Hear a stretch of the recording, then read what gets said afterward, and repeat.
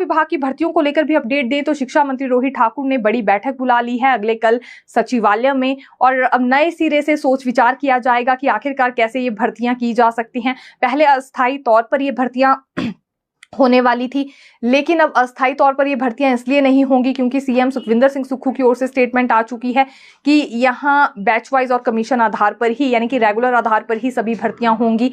Backdoor entries को लेकर सरकार बिल्कुल भी खुश नहीं थी, पहले भी जब विपक्ष में होते हुए भी, क्योंकि इन्होंने काफी आवाज उठाई थी, और अब भी बैकडोर एंट्रीज के खिलाफ है सरकार, इसलिए अब महज यहां पर रेगुलर आधार पर ही भर्तियां की जाएंगी। हालांकि शिक्षा मंत्री रोहित ठाकुर की ओर से तर्क पहले कुछ और दिया गया था, और मंत्री हर्षवर्धन चौहान जो कि रोजगार कैबिनेट सब कमेटी के अध्यक्ष हैं, इन्होंने भी यही स्पष्ट किया था कि अस्थायी तौर पर भर्तियां करना इसलिए जरूरी है ताकि शीघ्र अतिशीघ्र उन पदों को भरा जाए जहां पर छात्रों को पढ़ाने के लिए शिक्षक नहीं है।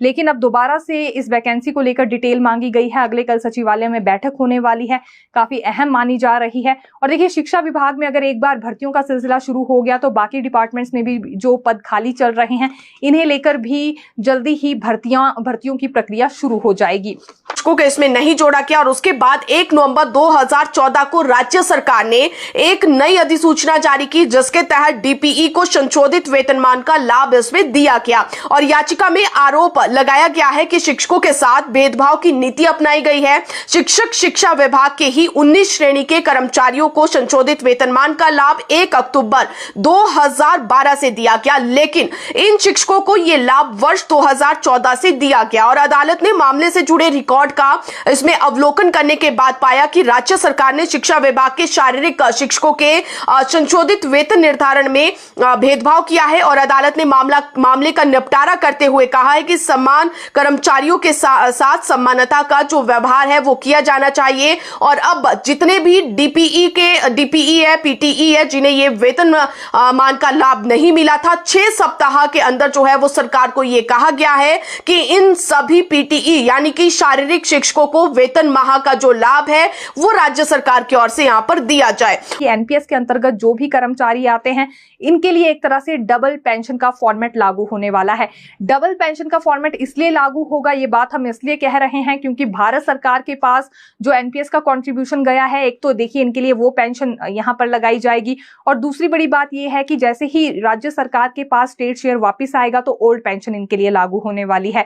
लेकिन ये फायदा मिलने वाला है सिर्फ उन्हीं कर्मचारियों को जो कि एनपीएस के अंतर्गत हैं।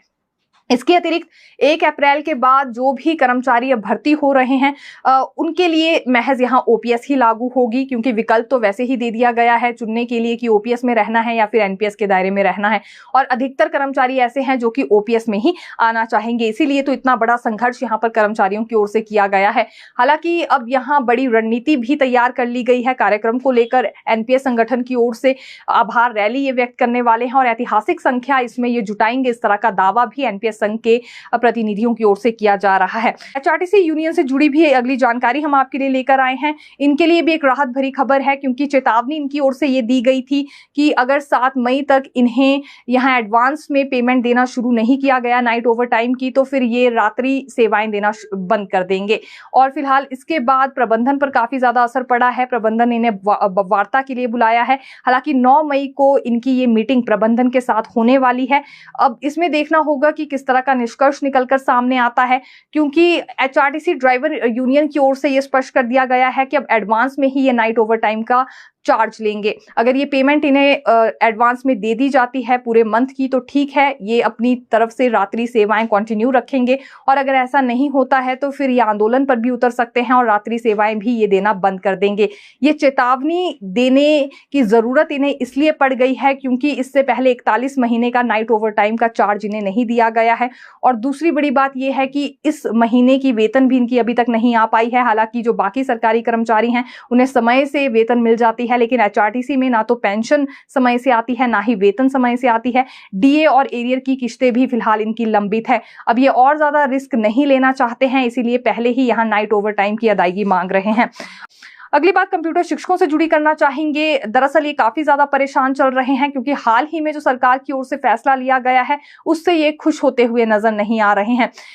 यूं तो देखिए ये सोचा गया था कि इलेक्ट्रॉनिक कॉर्पोरेशन के अंडर अब इन्हें लिया जाएगा और एक सरकारी कंपनी के दायरे में ये कहीं ना कहीं आएंगे, लेकिन अब इनकी ओर से ये शिकायत की जा रही है कि नाइलेट कंपनी से अपना पीछा छुड़वाना चाह रहे थे, लेकिन फायदा कुछ नहीं होगा क्योंकि नाइलेट कंपनी के बाद फिर ऐसे ही दूसरी किसी प्राइवेट कंपनी के अंडर ये आएंगे। फिर से इन्हें वेतन से संबंधित समस्याएं देखनी पड़ेंगी, छुट्टियां इन्हें नहीं मिलेगी, इनका शोषण होगा और कमीशन खाने का काम फिर निजी कंपनियों की ओर से फिर शुरू हो जाएगा।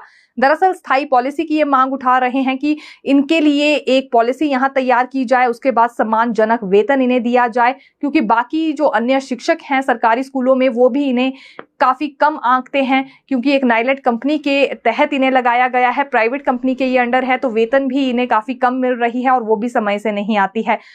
इन्हीं समस्याओं से छुटकारा इन्हें मिल सके इसलिए ये स्थायी पॉलिसी की मांग उठा रहे हैं। इनका ये कहना है कि मजबूरन इन्हें अब सड़कों पर उतरना पड़ेगा अगर एक बार फिर इन्हें ऐसी ही निजी कंपनियों के हाथों सौंपा जाता है।